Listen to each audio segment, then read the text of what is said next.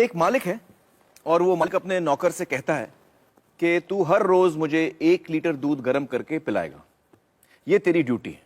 तो नौकर रोज 1 लीटर दूध पिलाता था। कुछ दिन बाद नौकर जो है उस दूध में से 1/4 लीटर दूध खुद पी जाता था और बाकी दूध में पानी मिला के मालिक को पिलाता था। फिर कोई मालिक से शिकायत करता है कि साहब ये जो नौकर आपने रखा है ये दूध में गड़बड़ करता है। तो मालिक ने कहा अच्छा ऐसा है क्या, और उसने नौकर की निगरानी के लिए एक और नौकर रखा। अब 2 नौकर हो गए, तो दोनों नौकरों ने 1/4 लीटर दूध खुद पीना शुरू किया और बाकी दूध में वो पानी मिला के मालिक को पिलाते थे। कुछ दिन बाद फिर मालिक को कुछ लोगों ने कहा कि आपके ये 2 नौकर जो हैं वो दूध में पानी मिला के पिला रहे हैं आपको। तो उसने कहा अच्छा ऐसा है। तो उसने एक और नौकर रखा, बोला इन दोनों पे निगरानी रखो। अब 3 नौकर हो गए, तो तीनों 1/4 लीटर दूध पीते थे, मालिक को 1/4 लीटर दूध में पानी मिला के पिलाते थे। मालिक की तबीयत भी थोड़ी कमजोर होने लगी, थोड़ा वीक हो गया वो। फिर किसी ने कहा कि आपका स्वास्थ्य बड़ा गड़बड़ हो गया है, आप तो बहुत कमजोर होते जा रहे हैं, ये नौकर आपके बड़ा गड़बड़ कर रहे हैं। तो उसने बोला अच्छा ऐसा हो रहा है क्या। तो उसने एक और नौकर रखा, बोला इन तीनों पे निगरानी रखो कि ऐसा ना हो। अब जब 4 नौकर रख लिए तो दूध तो 1 ही लीटर था। थोड़े दिन ठीक मिला, फिर चारों नौकर मिल गए और दूध पीने लग गए। अब मालिक को क्या पिलाएं।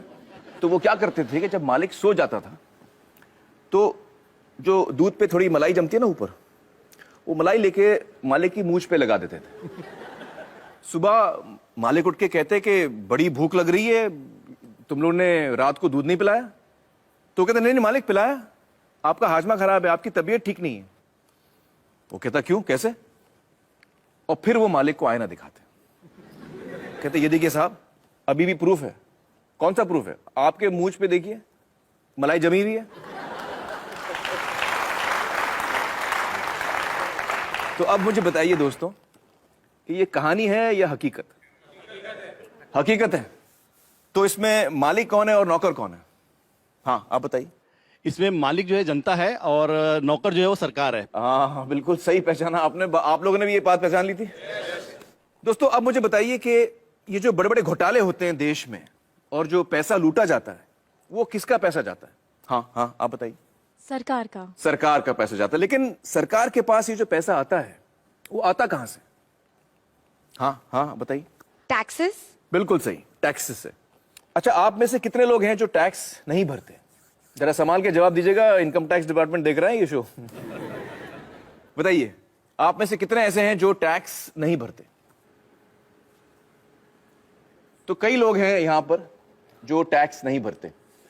दोस्तों यही सवाल हमने देश में अलग अलग किस्म के लोगों से पूछा और उन्होंने हमें क्या जवाब दिया, आइए देखते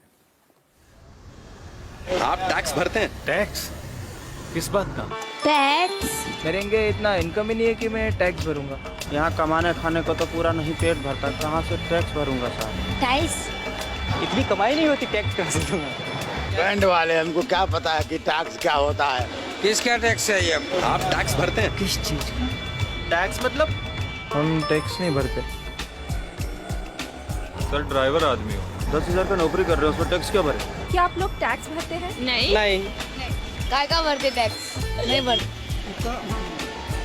हम छोटे आदमी लोग नहीं भर पाएंगे, नहीं भरते। अरे पैसा ही नहीं तो टैक्स काहे को भरूंगा। नहीं टैक्स वैक्स मेरे को मालूम नहीं उसके बारे में। टैक्स में नहीं भरता। नहीं टैक्स फिलहाल नहीं भरता हूँ। हम नहीं भरते। नहीं नहीं नहीं नहीं नहीं नहीं।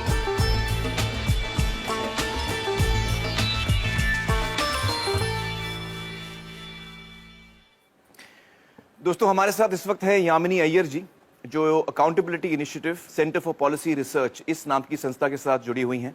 यामिनी जी बहुत बहुत शुक्रिया हमारे साथ जुड़ने का। मुझे बताइए कि इन सारे लोगों का कहना है कि ये टैक्स नहीं भरते, ये बात कितनी सही है कितनी गलत है। बिल्कुल गलत। इस वीडियो में सारे लोगों ने टैक्स भरा है। कैसे। आमिर आप मुझे एक बात बताइए, आपके पास मोबाइल फोन तो होगा। जी खरीदा था खुद। नहीं मैंने मैनेजर ने लिया था मेरे लिए। हाँ। यहाँ पे किसी ने तो अपना मोबाइल फोन खरीदा होगा। मोबाइल फोन के जो बक्से के पीछे वो पर्ची है उसको ध्यान से देखा था। उस पे क्या लिखा हुआ है, इंक्लूसिव ऑफ टैक्सेस। तो जब मोबाइल फोन खरीदा तो आपने भी टैक्स दिया, सभी ने टैक्स दिया और जब मोबाइल फोन का बिल भी भरते हैं तो उस पे भी टैक्स देते हैं। लेकिन हर आदमी तो मोबाइल फोन नहीं खरीद पाता। मोबाइल फोन को छोड़िए, अगर आप सोचें आपके रोज की जिंदगी में सुबह से लेकर शाम तक जिन सभी चीजों का आप प्रयोग करते हैं वो कहीं से आपने खरीदा तो टैक्स दिया, टूथपेस्ट खरीदा टैक्स भरा, ब्रश खरीदा टैक्स भरा, कोम खरीदा टैक्स भरा, खाने पीने की चीजों पर भी टैक्स पड़ता है। जो कुछ भी पैकेज से आपने खरीदा, चिप्स खरीदा, पैकेज नमक खरीदा या चीनी खरीदा, उस पे टैक्स, दाल खरीदी उस पे टैक्स, चाय की पत्ती उस पे टैक्स। तो हर चीज पे टैक्स लगता ही है। जब सभी ने कहा यहाँ पे कि उन्होंने टैक्स नहीं भरा, उनके मन में एक ही सोच था, मेरी आमदनी नहीं है या शायद कम है, जिसकी वजह से मैंने अपना इनकम टैक्स नहीं भरा। बट असल में दो टाइप के टैक्स होते हैं, एक डायरेक्ट टैक्स जिसका एक उदाहरण है हमारा इनकम टैक्स, और दूसरा इनडायरेक्ट टैक्स। और अगर इन आंकड़ों को ध्यान से देखोगे तो पता लगेगा कि ये जो 1/3 टैक्स केवल ही वो है जो हमारी डायरेक्टली इनकम टैक्स वगैरह से सरकार में आपका पैसा पहुंचता है। जी जी जी। बाकी जो टैक्स है, जो बड़ा हिस्सा है वो अपने इनडायरेक्ट टैक्स से आता है। जो चीजें हम खरीदते हैं सबसे ज्यादा वहां से आता है। तो 2/3 वहां से आता है। बिल्कुल, सुबह से लेकर शाम तक टैक्स भरते रहते हैं हम। तो इसका मतलब ये हुआ कि हर हिंदुस्तानी, चाहे वो गरीब आदमी हो अमीर आदमी हो, टैक्स भरता है। बहुत बहुत शुक्रिया यामिनी जी हमसे बातचीत करने का। Thank you so much. Thank you. तो दोस्तों, अब मैं दोबारा आपसे पूछना चाहता हूं कि जब देश में कोई घोटाला होता है और कोई भ्रष्ट नेता या भ्रष्ट अधिकारी सरकार का पैसा लूटता है, तो वो असल में किसका पैसा होता है? हम सब का पैसा जाता है, हम सब का जाता है। बिल्कुल सही। मुझे अक्सर ताज्जुब होता है दोस्तों कि जब भी कोई घोटाले की खबर आती है तो मैं देखता हूं कि लोग बड़ा मजा लेकर उसकी बातें करते हैं, हंसते भी हैं कि यार वो 10,000 करोड़ उड़ा के ले गया, कोई 20,000 करोड़ उड़ा के ले गया। इस दफा जब आप कोई घोटाले की खबर पढ़ें तो ये जानकर पढ़ें कि किसी ने हमारे रोज की मेहनत की कमाई का पैसा लूटा है। अच्छा, मुझे बताइए कि यहां पर कौन कौन है जिनकी पर्सनल वेल्थ यानी खुद की संपत्ति 10 लाख से ज्यादा है? आप हैं 1 2 3 4 5 6 लोग हैं। तो बहुत ही कम लोग हैं यहां जिनको लगता है कि उनकी संपत्ति 10 लाख से ज्यादा है। चलिए दोस्तों, अब हम अपने अगले मेहमान से मिलते हैं, श्री शुभ्रत दास, जो centre for budget and governance accountability इस नाम की संस्था के साथ काम करते हैं। आइए शुभ्रत जी। हमने शुभ्रत जी को जिम्मेदारी दी थी कि ये हमें बताएं कि हमारे देश की संपत्ति यानी हमारी नेशनल वेल्थ कितनी है। बताइए शुभ्रत जी, आपके खोज में क्या सामने आया? आमिर, आपने हमें समय बहुत कम दिया, इसलिए ये आकलन हम लोग पूरा तो नहीं कर पाए हैं। जी। फिर भी 2 बड़े चीजों का आकलन हमने किया है। जी। एक है हाइड्रोकार्बन रिजर्व्स, जी, जिसमें आता है क्रूड ऑयल, नेचुरल गैस, कोल और लिग्नाइट, मतलब कच्चा तेल, कोयला वगैरह। और दूसरा है अदर मिनरल रिसोर्सेज, मतलब खनिज भंडार। कुछ 84-85 अलग अलग तरह के मिनरल रिसोर्सेज हैं, जिसका लगभग आधा हम लोगों ने इस एस्टिमेशन में कवर कर लिया है। आधा ही किया आपने? जी। मतलब जो मैंने आपको काम दिया था वो आप पूरा नहीं कर पाए? उतना ही डेटा मिल रहा है। मैं समझ सकता हूं, मजाक कर रहा हूं मैं।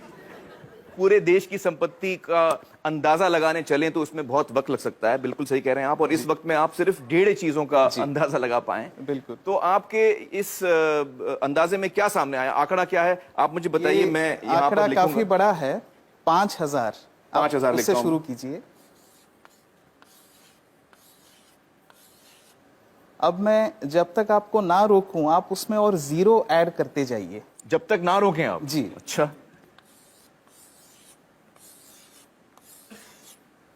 कुछ और जीरोस लगाइए। तो ये तो बोर्ड खत्म हो गया शुभ्रत जी।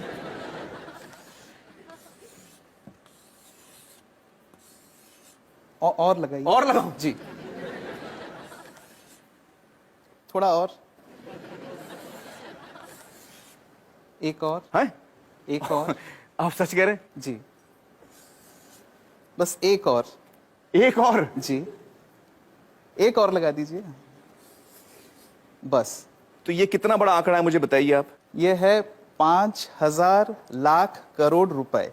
5,000 लाख? 5,000 लाख करोड़ रुपए। 5,000 लाख करोड़ रुपए। मुझे अभी तक समझ में नहीं आ रही है कितना बड़ा फिगर है। अच्छा, हमें बताइए कि हमारे देश की जो आबादी है वो करीबन 120 करोड़ की है। तो अगर हम इस आंकड़े को 120 करोड़ लोगों में बांटें तो उसका मूल्य कितना होता है? 40 लाख रुपए। 40 लाख। तो इस वक्त हम आराम से कह सकते हैं कि हम सब 40 लाख के मालिक हैं अपनी अपनी जगह पर, जब हमने सिर्फ 1.5 चीजों का अंदाजा लगाया। चलिए, बहुत बहुत शुक्रिया शुभ्रत जी, हमसे बातचीत करने का। Thank you so much. दोस्तों, शुभ्रत, अब आप समझ रहे हैं कि आपकी, हम सब की संपत्ति कम से कम 40 लाख है, और 40 लाख तो सिर्फ 2 बल्कि 1.5 चीजों के अंदाजे पे। अगर हम देश भर की संपत्ति का अंदाजा लगाएं, जिसमें करोड़ों एकड़ जमीन है सरकार के हाथ में, पब्लिक सेक्टर की जो कंपनीज हैं, स्पेक्ट्रम है, और भी बहुत सारी चीजें हैं, इन सब का अगर हम अंदाजा लगाएं, तो मैं इकोनॉमिस्ट तो नहीं हूं, लेकिन हो सकता है कि हम सब इस देश में करोड़पति हों। बच्चा, बूढ़ा, हर इंसान, हम सब करोड़पति हैं। दोस्तों, अब हमें समझ में आ गया कि हमारा देश गरीब तो नहीं है, लेकिन फिर भी जनता इतनी बदहाली में क्यों है? आइए इसका जवाब ढूंढने की कोशिश करते हैं। हिंदुस्तान की धरती को तरह तरह के कुदरती खजानों का वरदान मिला है। हमारी धरती के अंदर ऐसी कीमती प्राकृतिक संपदा छिपी है जो हम सबकी साझी है। लेकिन जहां हमें एक ओर ये वरदान मिला है, वहीं दूसरी ओर जनता के इस खजाने को कुछ गिने चुने लोग और उनकी निजी कंपनियां लूट रही हैं। इसकी एक शर्मनाक मिसाल कर्नाटक के बेलारी में सामने आई। प्राकृतिक संपदा से समृद्ध दक्षिण भारत के इस खूबसूरत इलाके का आज ये हश्र कर दिया गया है। बेलारी के पहाड़ों से बेहतरीन क्वालिटी का कच्चा लोहा निकलता था। कुछ प्राइवेट कंपनियों ने अवैध तरीके से खनन का पूरा कारोबार अपने हाथों में ले लिया। मुनाफा बढ़ाने के लिए कई गैर कानूनी हथकंडे अपनाए गए। इस घोटाले की जांच कर्नाटक के तत्कालीन लोकायुक्त जस्टिस संतोष हेगड़े ने की। उनकी जांच में यह बात निकलकर सामने आई कि किस तरह से देश की संपत्ति को लूटा गया। कहीं प्रतिबंधित इलाकों में खनन हुआ, कहीं बिना अनुमति के जंगलों को उजाड़ दिया गया, और कहीं तय सीमा से कहीं ज्यादा खनन किया गया। उनकी रिपोर्ट के अनुसार इस घोटाले से जो नुकसान देश को हुआ, उसकी कीमत है 16,000 करोड़ रुपए। सार्वजनिक संपत्ति को निजी स्वार्थ के लिए हड़पने के इस तरह के कई मामलों को काफी नजदीक से देखा है जस्टिस संतोष हेगड़े ने। Thank you so much for joining us justice Hegde. Sir, आपने हमारे देश के एक बहुत बड़े घोटाले की जांच की है, जो बेल्लारी माइनिंग स्कैम के नाम से जाना जाता है। आपकी तहकीकात में क्या सामने आया? जिस तरीके से वहाँ हमारे देश के प्राकृतिक संसाधनों की लूट हुई, जो असल में नागरिकों की संपत्ति है, वो विश्वास के परे है। उनके दिमाग में सिर्फ एक ही चीज थी, पैसा बनाना किसी भी कीमत पर। सरकार को जो पैसा उस वक्त हर एक मैट्रिक टन के खनन के लिए दिया जा रहा था, वो था सिर्फ 27 रुपए प्रति टन। और उसी 1 टन के लिए एक्सपोर्टर्स माल कहाँ भेज रहे हैं, कितनी दूर भेज रहे हैं, उसके हिसाब से 6 से 7 हजार रुपए कमा रहे थे। ओ बाप रे। जब वो लोग इस काम में उतरे, तब कुछ नहीं था उनके पास, पर देखते ही देखते 2-2, 3-3 हेलीकॉप्टर, हवाई जहाज, उनके उड़ने के लिए रनवे, सब कुछ बना लिया उन्होंने। सोने के सिंहासन बना लिए उन्होंने अपने लिए। मैंने जो अपनी रिपोर्ट दी थी, उसमें क्या सामने आया कि कर्नाटक के 3 मुख्यमंत्री दोषी पाए गए। उसमें वो मुख्यमंत्री भी शामिल थे जो उस वक्त सत्ता में थे। 9 और मंत्री भी दोषी पाए गए थे। उसके अलावा 797 अधिकारी, जिसमें 14 IAS अफसर थे, कर्नाटक एडमिनिस्ट्रेटिव सर्विस के अफसर थे, और कई और विभागों के अफसर, सब शामिल थे। मतलब लगभग पूरा प्रशासन इसमें शामिल था। मुझे लगता है कि हम सब के लिए एक बात समझना बहुत जरूरी है, खासतौर से जो नौजवान यहाँ बैठे हैं, कि जिस तरफ हम जा रहे हैं, अगर हम इस बर्बादी को यहीं नहीं रोकेंगे, इस पर अंकुश नहीं लगाएंगे, तो हम बहुत मुश्किल में फंस जाएंगे। देखिए, 1950 के दशक में एक घोटाला हुआ था, जीप स्कैम। उसमें देश को 52 लाख रुपयों का नुकसान हुआ। उस वक्त के हिसाब से एक बड़ी रकम थी, पर फिर भी आप देखिए कि 52 लाख में कितने जीरो होते हैं। और भी कई घोटाले थे, LIC में मुंद्रा घोटाला, भारत बैंक का डालमिया घोटाला, नगरवाला स्कैम सेंट्रल बैंक में। हर साल घोटाले होते थे। सोचने वाली बात यह भी है कि सब घोटाले तो बाहर भी नहीं आते हैं। 100 में से कोई 1 या 2 ही जनता के सामने आ पाते हैं। अब 2010 पे आते हैं। कॉमनवेल्थ गेम्स, 70,000 करोड़ का घोटाला। 2G scam, 1,76,000 crore. 2012 पे आइए, कोलगेट घोटाला, 1,86,000 करोड़। अगर 1,86,000 करोड़ रुपए का एक घोटाला होता है, तो देश की अर्थव्यवस्था पर क्या असर होगा, आप अंदाजा लगा सकते हैं। 1987 में देश के प्रधानमंत्री ने क्या कहा था, वो याद कीजिए। स्वर्गीय राजीव गांधी ने कहा था कि सरकार 1 रुपया गरीबों के लिए खर्चती है तो उसमें से सिर्फ 15 पैसे ही उन तक पहुंचते हैं। कुछ वक्त पहले कर्नाटक में हमने पढ़ा कि गरीबों को 1 रुपए किलो चावल देने की घोषणा हुई है, जिसके लिए सरकार एक मोटी रकम खर्च कर रही है। कुछ हफ्ते ही बीते थे कि अखबारों में ये रिपोर्ट्स आनी शुरू हो गईं कि जो पैसा गरीबों को 1 रुपए के हिसाब से चावल देने के लिए खर्चा जा रहा है, उससे जो चावल खरीदा जाता है वो या तो एकदम सड़ा हुआ होता है, या जहां अच्छे चावल की खरीद हुई है वहां उसे गोदामों से चुरा चुरा के प्राइवेट लोगों को दे दिया गया है। इस तरीके से पैसे की लूट हो रही है। कैसे बच पाएंगे हम? सर, इस तरह के घोटालों का, भ्रष्टाचार का आम लोगों की जिंदगी पर कैसे असर पड़ता है? आप अपने रोजमर्रा के खर्चों को देखिए। पिछले साल के मुकाबले इस साल कितनी महंगाई है, क्योंकि जो पैसा देश के विकास के लिए रखा गया है, जिसे देश की प्रगति के लिए इस्तेमाल में लाना चाहिए, वो पैसा 85% चुरा लिया जाता है। देश के प्रधानमंत्री ने कहा था, मैं नहीं कह रहा, मेरे अंदाजे से तो अगर 1988 में 1 रुपए में 15 पैसे ही सही जगह पर पहुंचते थे, तो आज 5 रुपयों में से 15 पैसे पहुंचेंगे। ये हो रही है हमारी तरक्की। हम लोग, आप हेल्थ केयर को लीजिए, सरकारी अस्पतालों को काफी नजदीक से मैंने देखा है कि वहां क्या हो रहा है। मैं आपको एक मिसाल देता हूं। 2010 में एक गांव की महिला डिलीवरी के लिए सरकारी अस्पताल आई, उससे पैसे मांगे गए, उसके पास पैसे नहीं थे। अस्पताल ने साफ इनकार कर दिया। महिला के साथ जो व्यक्ति था वो पैसों का इंतजाम करने गांव भागा। फिर अस्पताल वालों ने महिला को कहा कि यहां मत बैठो, बाहर जाओ। वो बेचारी उस हालत में सड़क पार करके बाहर बस स्टॉप पर जाकर बैठ गई। जब तक पैसों का इंतजाम होता, बाहर उसी बस स्टॉप पर उसकी डिलीवरी हुई। ये किस तरह के समाज में जी रहे हैं हम? मुझे लगता है कि लालच तो एक बात है, लेकिन लालची होने के साथ साथ हम अपनी इंसानियत भी पूरी तरह से खो रहे हैं। हम इंसान से शैतान बन रहे हैं। हमें इस बात से कोई फर्क नहीं पड़ रहा कि दूसरे लोगों के साथ क्या हो रहा है। हर जगह, हर डिपार्टमेंट का यही हाल है। कुछ ईमानदार लोग भी हैं। मैं ये नहीं कह रहा कि सभी 125 करोड़ लोग बेईमान हैं, लेकिन ज्यादातर लोग मजबूरी में ईमानदार हैं, क्योंकि उनके पास बेईमानी करने का मौका ही नहीं। आज के हालात ऐसे हैं कि एक आदमी जो बड़े ओहदे पे है, वो अगर दूसरे पर उंगली उठाकर कहता है कि आप भ्रष्ट हैं, करप्ट हैं, तो सामने वाला इनकार नहीं करता। वो पलटकर कहता है कि आप नहीं हो क्या भ्रष्ट? That's so true. That is so true. ऐसी सोच बन चुकी है। यहाँ जो नौजवान मौजूद हैं उनसे मैं कुछ कहना चाहता हूँ। Sure, please. मेरी पीढ़ी के लोग अब हालात नहीं बदल पाएंगे। अब सिर्फ आप ही हालात बदल सकते हैं। और आपके लिए अच्छी बात यह है कि लालच सब सरहदें पार कर चुका है, सिर के ऊपर निकल गया है। अब और ऊपर जाने की जगह ही नहीं बची। आपके पास मौका है उसे नीचे लाने का। ये काम आपको जरूर करना है, मेरी खातिर नहीं, अपनी खातिर, अपने बच्चों की खातिर।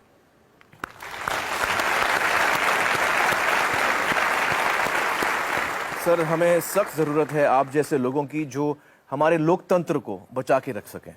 बहुत बहुत शुक्रिया हमारे साथ बातचीत करने का। Thank you so much sir. दोस्तों, सोचने की बात है कि जिनके हाथों में हम अपनी संपत्ति की चाबी दे रहे हैं, वो हमारी संपत्ति को कैसे लूट रहे हैं। आपको याद होगा मेरी मालिक और नौकर वाली